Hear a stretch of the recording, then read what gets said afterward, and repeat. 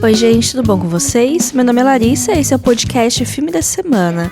E no episódio de hoje vamos falar de prequels. A motivação por trás desse episódio foi que eu assisti Furiosa ontem. Furiosa, pra quem não tá ligado, é o novo filme da franquia Mad Max.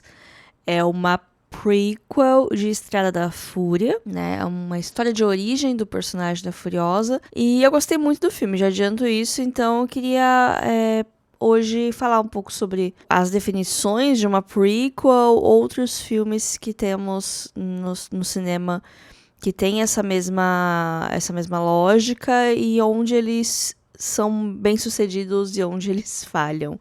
Então vamos lá. Vamos começar pela parte de definição, o que é uma prequel, né? Essa palavra em inglês, que eu já vi traduzida em alguns lugares como prequela, eu acho esquisito. Mas nesse episódio é capaz de eu alternar entre os dois termos, até pra não ficar tão repetitivo, né? Uma prequel é uma história que se passa antes de uma outra história que já tá estabelecida na cultura pop. E isso é muito comum em franquia e com coisas baseadas em propriedades intelectuais que o pessoal quer explorar até a última gota, que seja possível criar um conteúdo com aquela propriedade intelectual que é conhecida e que o público já conhece, já vai no cinema ver, já vai consumir o material. Você não precisa ter um trabalho de fazer aquela propriedade intelectual ser conhecida, né? Daí tá o grande problema de Hollywood hoje com histórias originais. É muito mais fácil você criar um apelo em base de algo que já existe, que já é conhecido, do que você fazer a mesma coisa com algo novo que as pessoas ainda não conhecem. Mas enfim, uma prequel é uma história que se passa antes da história principal. Então vamos supor, teve um filme que veio e fez sucesso. Ainda é o exemplo Estrada da Fúria. Apesar de Estrada da Fúria ser uma sequência dentro da franquia Mad Max, né, que é uma franquia que começou lá em 1979, teve vários filmes nos anos 80 com bastante sucesso, depois ela ficou meio esquecida e voltou em 2015, mas ainda assim Estrada da Fúria é uma sequência, né, é um filme que ele acontece em uma ordem cronológica depois dos acontecimentos dos anos 80. Apesar que a cronologia de Mad Max é toda meio confusa, né, mas existe uma progressão de tempo, né, o primeiro acontece primeiro, o segundo acontece depois, o terceiro acontece depois, Estrada da Fúria acontece depois. É o intervalo de tempo entre eles que aí as coisas acontecem, né? Enquanto que Furiosa é uma prequel, ela acontece antes de Estrada da Fúria, mas tudo indica que depois dos Mad Max dos anos 80. Quer dizer, eu acho que talvez tenha coisa que seja entre o 2 e o 3. Na verdade, assim, pra pensar na cronologia de Mad Max, eu acho que boa parte de Furiosa acontece entre o Mad Max 2 e o 3, porque é onde tem o maior salto temporal, e eu acho que do 3 pro Estrada da Fúria não tem um salto temporal tão grande assim, pelo menos foi aonde eu vi, que eu acho que do 2 pro 3 tem acho que 15 anos, e do 3 pro Estrada da Fúria, não achei o número exato, mas não é 15 anos, entendeu? É tipo, sei lá, 5, alguma coisa assim. Estou chutando. Mas enfim, uma prequel é uma história que se passa antes da história que já está estabelecida. As prequels, elas têm, assim, duas linhas de pensamento que são um pouco diferentes, né? Tem as prequels que são histórias de origem, então elas vão focar em algum personagem que já é conhecido, que ele já está estabelecido na franquia em questão, e vai falar de onde que veio essa pessoa, qual que é a história dela, o que levou ela a ser esse personagem que está nessa franquia. E tem as prequels que são novas histórias naquele universo, mas que aconteceram antes.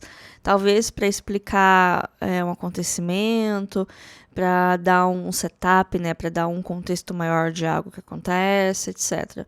Furiosa é um pouquinho dos dois, porque ela é uma história, o subtítulo, né, é uma história Mad Max, é uma história que se passa antes de Estrada da Fúria, mas também é uma história de origem, porque a gente vai acompanhar a Furiosa, ela é uma protagonista, assim, não existe dúvida de que ela é a protagonista e de que o filme é a história dela. Ela tem um arco muito bem construído, melhor construído do que qualquer outro personagem do Mad Max. Talvez o único personagem que tem um arco grande é o Max no primeiro filme. Mas de resto, os arcos dos personagens não são lá muito fortes da franquia. Inclusive, eu ouso dizer que o personagem com o arco maior em Estrada da Fúria é o Nux. Não é nem o Max, nem a Furiosa. Então, uma prequel, ela geralmente tem essas duas linhas que ela pode seguir, às vezes um pouquinho dos dois, mas tem alguns filmes que eles não são exatamente prequels. Eles são continuações e eles vão ter uma história que continua a história do seu predecessor, mas que através de flashbacks a gente vai ter uma história de origem. E aqui a gente pode falar de O Poderoso Chefão Parte 2. Pois é, esse grande monolito da cinefilia é uma prequel, mais ou menos, né? Porque tem no primeiro filme que você estabelece o Vito Corleone enquanto essa grande figura quase mística do chefe da máfia e do quão difícil é para os filhos dele, né?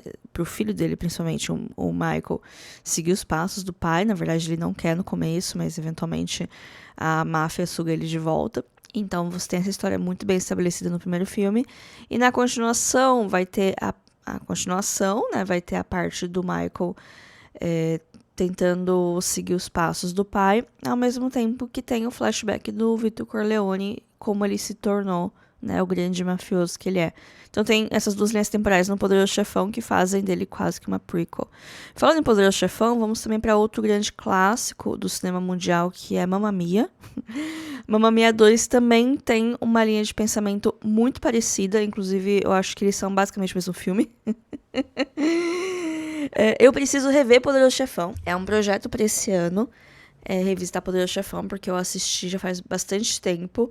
E eu mudei muito, assim, eu acho que eu amadureci muito enquanto pessoa, enquanto cinéfila, desde a primeira vez que eu vi Poderoso Chefão. Então eu queria rever, né, pra lembrar da história e também pra analisar de um jeito um pouco mais maduro as coisas. E quando eu fizer isso, eu vou registrar aqui no episódio, né, vou fazer um episódio sobre Poderoso Chefão.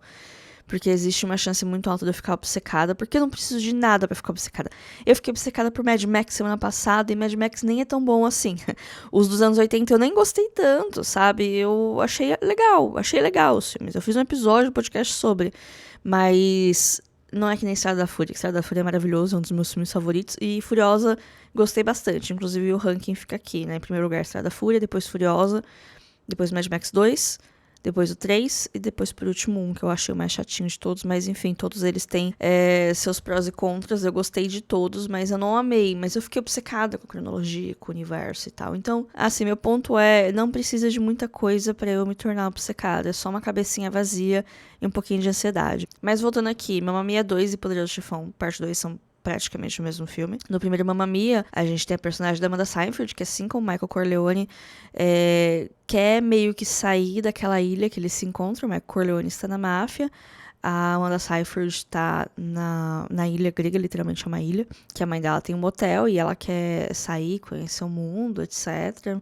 Enquanto que a mãe dela meio que... não que quer que ela continue com o negócio da família, mas que ela ainda é perto, né? E então tem essa negação da herança, enquanto que no segundo tem o filho dando continuidade para o legado dos pais, enquanto a gente tem um flashback desse pai. Então, a metade do filme é o filho dando continuidade pro legado, então o Michael Corleone comandando a máfia e a Amanda Seyfried reformando o hotel para a reinauguração dele, enquanto a gente tem flashbacks das lendas, né? Então temos flashbacks de como o Dom Vito Corleone virou o chefe da máfia, e a gente tem flashback de como a dona conheceu os 3 candidatos a pai da Amanda Seyfried. Então, é basicamente o mesmo filme, gente. Mas quando a gente usa precisamente a palavra prequel em cinema, em cultura pop, se você tá ligado no tema, talvez a primeira coisa que vem na sua cabeça é Star Wars, porque a cronologia de Star Wars é tudo meio... tem várias coisas, né? Então a gente tem a trilogia original, que é o filme de 77, depois na década de 80, né? Que são o Star Wars original.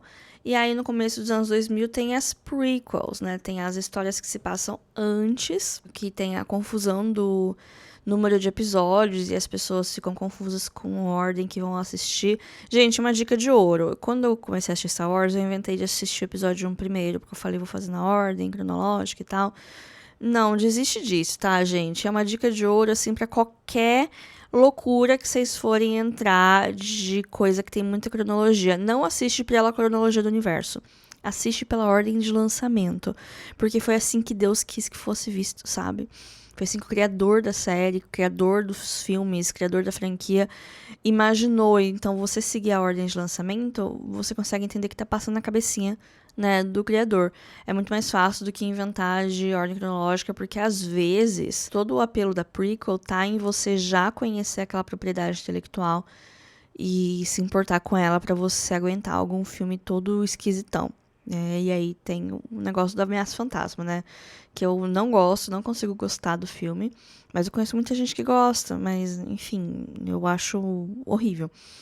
Mas os 3 filmes de Star Wars do começo dos anos 2000, eles são prequels, né? Porque eles são a história de origem do Darth Vader, que Darth Vader já é o vilão da trilogia original. E aí a trilogia de Star Wars que veio agora na década passada, né? Em 2015, se não me engano. Aí eles são continuações do Star Wars dos anos 80.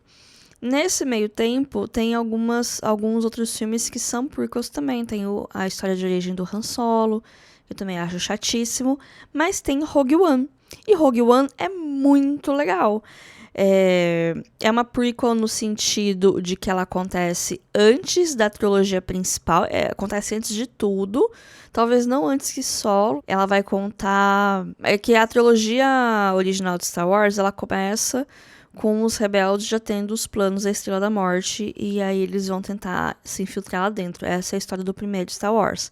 Ele já tem esses planos nas mãos. E o Rogue One vai contar a história de como eles conseguiram esses planos. Quando eu digo planos, eu quero dizer, tipo, a planta, sabe? Pra você entrar no lugar e saber onde as coisas estão.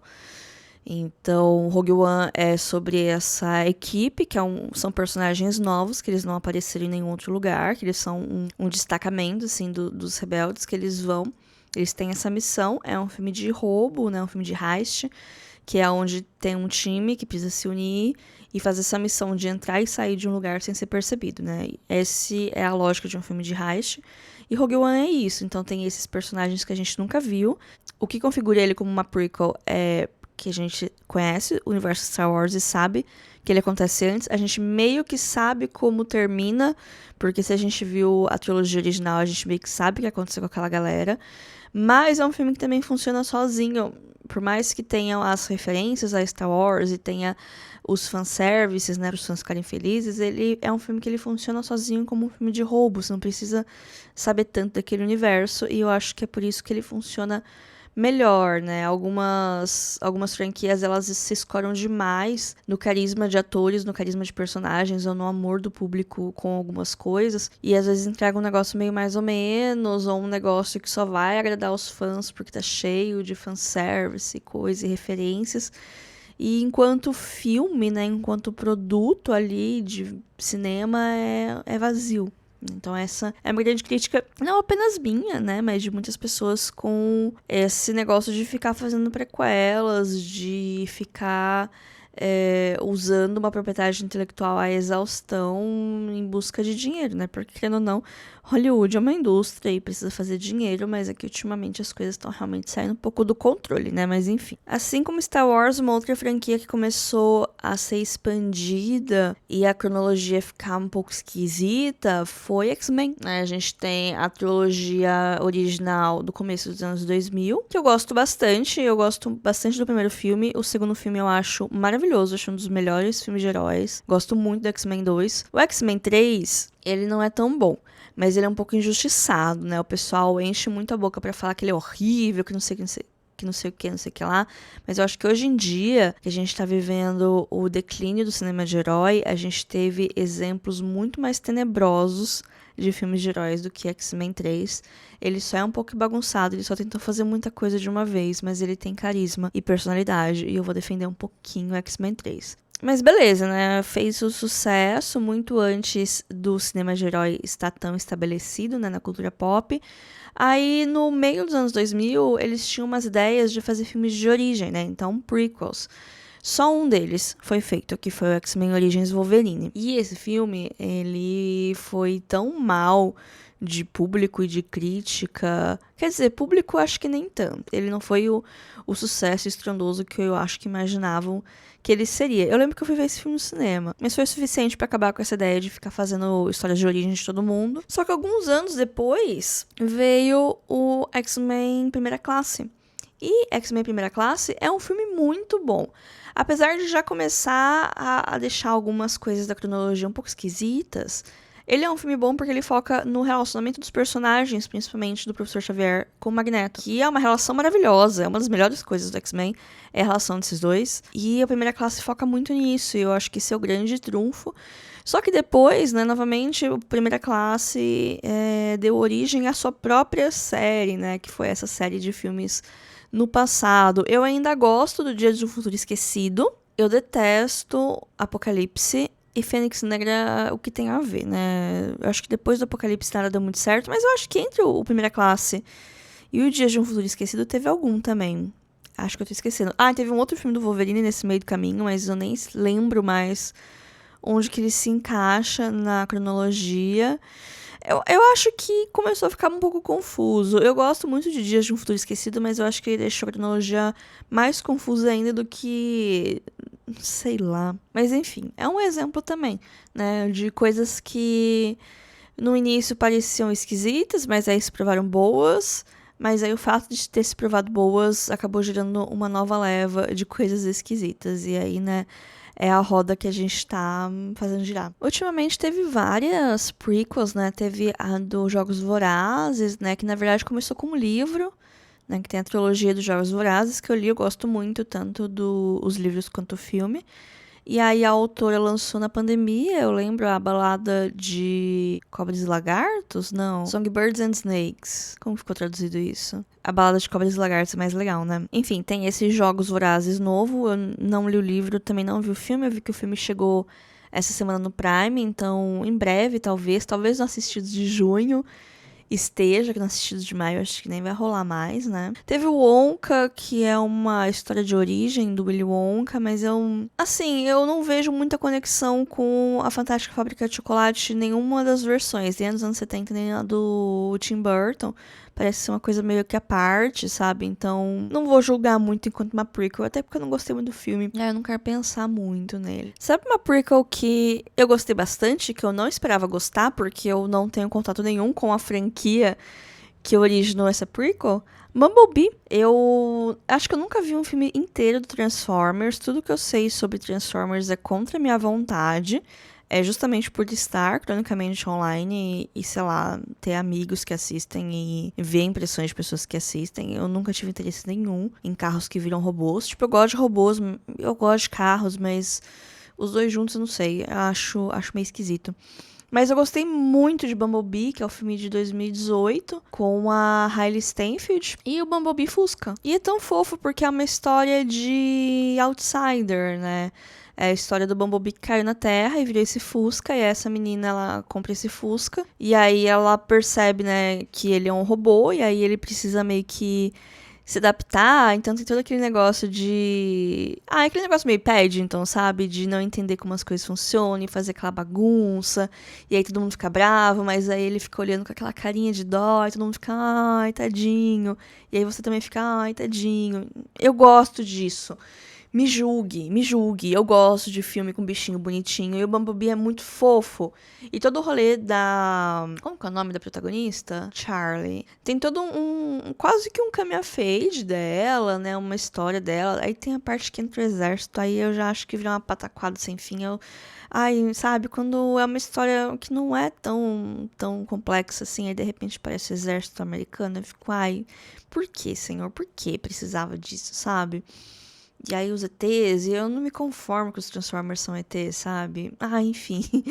Mas eu gosto muito de Bumblebee, e foi um filme que super funcionou, sem eu ter visto nada mais da franquia, porque assim, eu não quero ver mais do Bumblebee na franquia. Eu quero ver o Bumblebee fusquinha, sabe? O Bumblebee fofinho. Não ligo que ele vira depois um carro esporte. Não entendo o apelo de carro esporte. Mas enfim, talvez seja só eu. Bumblebee tá disponível em algum lugar? Tá disponível no Star. Então fica aí a dica. É um filme bem gostosinho de ver. Eu acho que esse episódio tá ficando um pouco comprido demais, eu já falei de bastante coisa, mas eu preciso tirar o elefante da sala. Na verdade, 2 elefantes da sala, né? Que são 2 das maiores franquias de todos os tempos, as 2 dentro do guarda-chuva da Warner, que receberam prequels e são 2 produtos que, inicialmente, a ideia das prequels até que era interessante. O primeiro filme de cada uma não é ruim, mas são histórias que elas foram estendidas muito além do que elas deveriam, e o resultado hoje, principalmente no imaginário popular, é de catástrofe sem fim, que é O Hobbit e Animais Fantásticos. Eu vou falar muito brevemente de cada um deles. O Hobbit, ele é uma história que vem antes do Senhor dos Anéis, mas ele não é uma prequel, porque o livro foi publicado primeiro. Primeiro foi publicado o livro do Hobbit, depois foi publicado a trilogia do Senhor dos Anéis. Ouçam 2 episódios atrás, se não me engano, que eu falei de Senhor dos Anéis, contei um pouco mais sobre isso. Então, os livros, eles têm essa ordem cronológica, mas na hora de fazer a adaptação, fizeram do Senhor dos Anéis, que é a obra mais conhecida, que é a obra épica, adulta, etc e tal, porque, querendo ou não, o Hobbit é um livro infantil de 300 páginas. Só que aí, depois do grande sucesso que foi o Senhor dos Anéis, eles queriam adaptar o Hobbit também, né? E beleza, show. O Bilbo é um ótimo personagem. Isso seria uma ótima ideia de fazer um filme mais light, assim, não tão épico quanto o Senhor dos Anéis, mas com seus momentos, uma aventura bem gostosa, uma pegada um pouco mais juvenil, talvez, enfim. O Hobbit é tudo isso, o Hobbit é maravilhoso. Mas aí o filme, ele entrou no inferno da pré-produção, mudou de mão, era pra ser Guilherme Del Toro, depois voltou pro Peter Jackson, enfim, gente. Foi uma grande novela esse filme acontecer, e no final resolveram estender ele pra 3 filmes, transformar ele numa trilogia. Novamente, um livro de 300 páginas infanto-juvenil. E aí que o primeiro, Hobbit, é legal. Eu gosto muito do primeiro filme do Hobbit, que é Uma Jornada Inesperada, porque ele é fiel, ele adapta a primeira metade do livro do Hobbit, porque o Bilbo é o protagonista, porque tem os anões, e foca bastante na relação entre o Bilbo e os anões, bota algumas coisinhas a mais, dá uma expandida em umas coisinhas, mas beleza, porque o foco ainda tá no Bilbo, sabe? E aí depois as coisas, elas desandaram bastante, e eu acho que o terceiro é o pior. Eu acho que foi ficando gradualmente pior, até no terceiro ser tipo uma sombra do que poderia ter sido tudo isso, sabe? Eles querem transformar uma coisa épica e grandiosa, mas não tem, o material base é muito fino pra isso ser desenvolvido, e fica aquela pataquada. Mas, dito tudo isso, né, hoje os fãs, eles lembram com gosto muito amargo na boca do Hobbit, mas os filmes fizeram muito dinheiro, e por isso que eles existem, e por isso que tá tendo série no Prime Video dos Anéis do Poder, e é por isso que vai ter filme, vai ter uma animação do Senhor dos Anéis, do Alguma Coisa de Rohan, no final do ano, e é por isso que já anunciaram também esses dias que o Andy Serkis vai dirigir um filme de origem do Gollum. E aí, tamo aí, né? Mais de 20 anos tendo essas derivações com níveis diferentes de sucesso e níveis diferentes de qualidade também. E Harry Potter também é uma franquia contemporânea do Senhor dos Anéis, né? Os dois começaram em 2001. O Senhor dos Anéis teve um filme por ano, então 2001, 2002, 2003. Enquanto que Harry Potter tinha um filme a cada ano, sim, ano não, praticamente, né? Uma franquia teve 8 filmes, né? Um pouco mais de filme, mas tem um público um pouco mais infanto-juvenil também, né? O público-alvo de Harry Potter é uma idade bem menor que Senhor dos Anéis, mas ambos foram grandes sucessos, assim, do começo da década de 2000, e que inspiraram um número infinito de outras franquias querendo ter esse sucesso, surfando nesse sucesso de fantasia para jovens adultos e fantasia infanto-juvenil. Enfim, eu tava lá, eu consumi muita coisa dessa época, tanto no cinema quanto em literatura também, porque apareceram vários livros querendo ser Senhor dos Anéis, ou querendo ser Harry Potter, ou aparecendo meio que no meio termo também, com algumas inovações. Eu li muitos livros legais nessa época, mas eu li muita coisa ruim também. Mas enfim, eu fui muito fã de Harry Potter por muito tempo.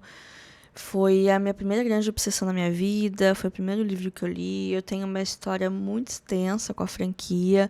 Eu fui ver todos os filmes no cinema. Eu tenho várias coisas de Harry Potter. Eu tenho os DVDs, eu tenho os livros. Eu visitei o estúdio em Londres quando eu tava por lá, enfim.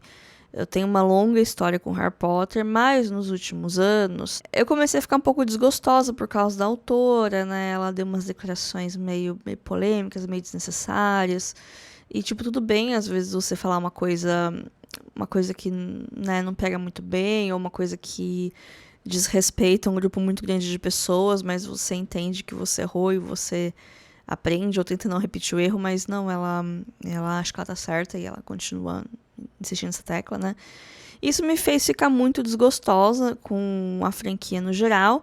E também eu comecei a olhar em retrospectiva, tipo, Harry Potter é tão bom assim? Tipo, eu tenho um apego emocional muito grande, mas enquanto obra, enquanto universo, ele tem várias falhas e tal, né?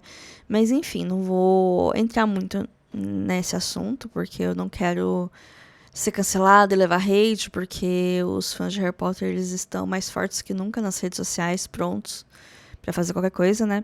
Mas enfim. Dito tudo isso, quando anunciaram que ia ter filme de Animais Fantásticos, eu fiquei um pouco cética. Eu falei, nossa, cara, porque, tipo, Animais Fantásticos, ele é um dos livros, né, que a J.K. Rowling escreveu depois do sucesso de Harry Potter, mas é um livro que ele funciona meio que como um livro companheiro, ele não é um romance narrativo, ele é um livro guia, que é como se fosse o livro que, né, o Harry e seus amigos usam na escola, então ele é uma grande enciclopédia de animais fantásticos, né, de criaturas, e aí tem todo o gimmick, né, o negócio legal do livro é que é como se fosse o livro que era do Harry, então tem anotações dele, tem anotações do Rony, do Hermione, então tem esse significado de ser um livro companheiro, mas novamente, ele não é um livro de história. E aí quando eu ia adaptar, eu fiquei, ok, mas beleza, né, e aí quando saiu, eu fui ver no cinema ainda na época, e eu gostei. Eu gostei do filme, eu achei bastante divertido, gostei do Newt, eu gostei desse negócio de ter as criaturas, dele ser obcecado pelas criaturas, as criaturas têm um design legal, achei uma história legal, ela é uma prequel, né, ela acontece no começo do século, né, que Harry Potter, as histórias do Harry Potter, elas acontecem nos anos 90, enquanto que aqui Animais Fantásticos acontece nos anos 20, se não me engano, dá uma expandida no universo, e foi legal. Assim, as primeiras rachaduras da construção de universo começaram a aparecer aqui. Não que já não tivesse, mas até então, como estava tudo muito contido dentro de Hogwarts, dentro da Inglaterra, a gente, sei lá, deixava passar. Mas conforme foi expandindo esse universo, que Animais Fantásticos se passa nos Estados Unidos, né?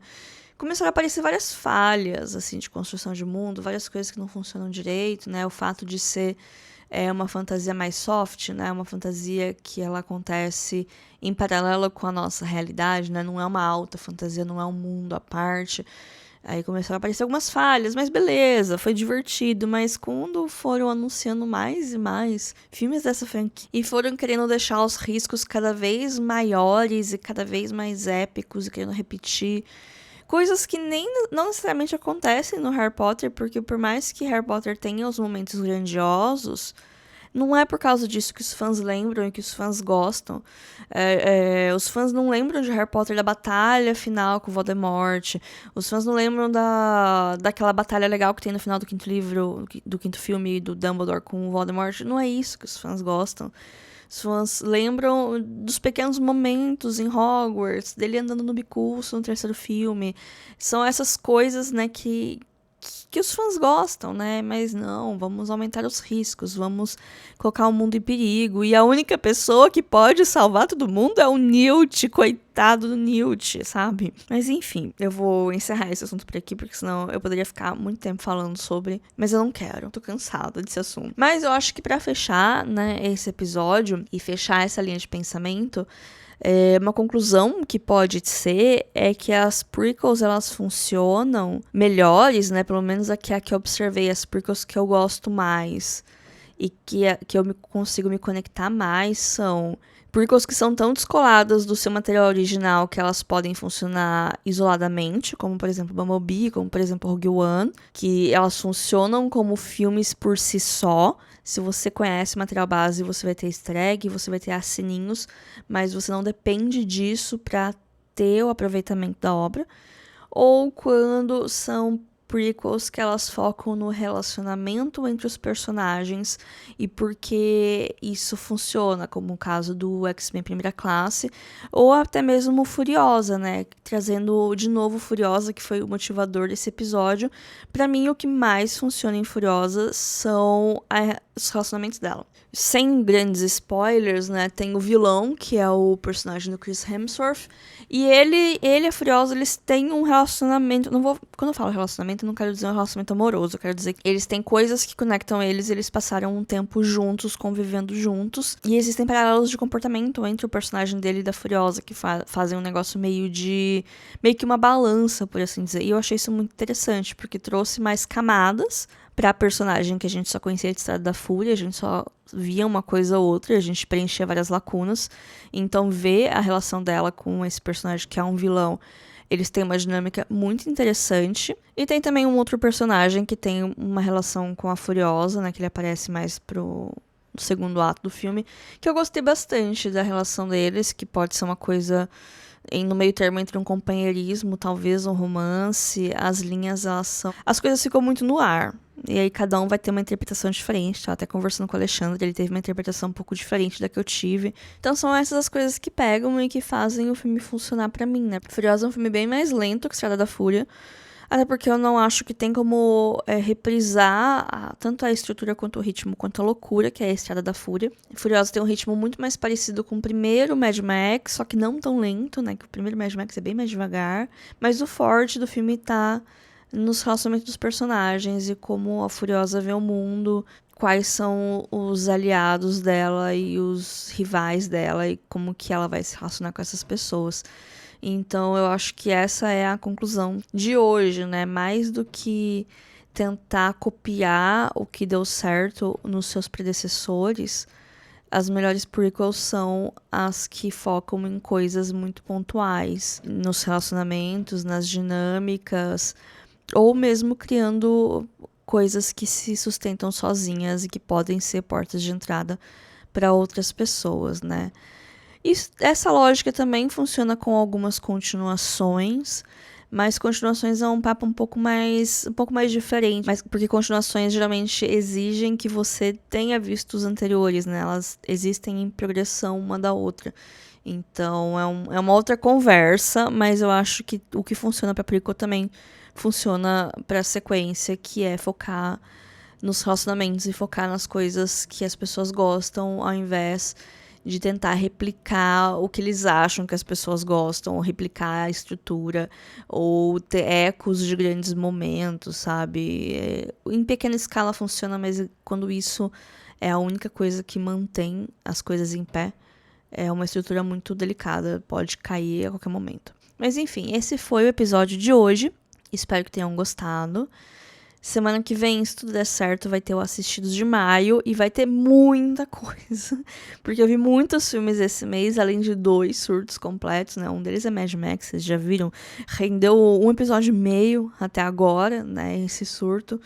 Mas enfim, fiquem ligados no nosso Instagram, que é o @filme.a.semana, onde eu sempre tô postando várias coisas mesmo. E a gente também tem um e-mail para contato, que é o podcastfilmedasemana@gmail.com, caso queira falar comigo, não tenha redes sociais, ou caso queira fazer alguma contribuição com o meu trabalho, que esse e-mail também é uma chave Pix. E então, se quiser me pagar um cafezinho, é esse o e-mail. E fiquem bem. Até semana que vem. Tchau, tchau.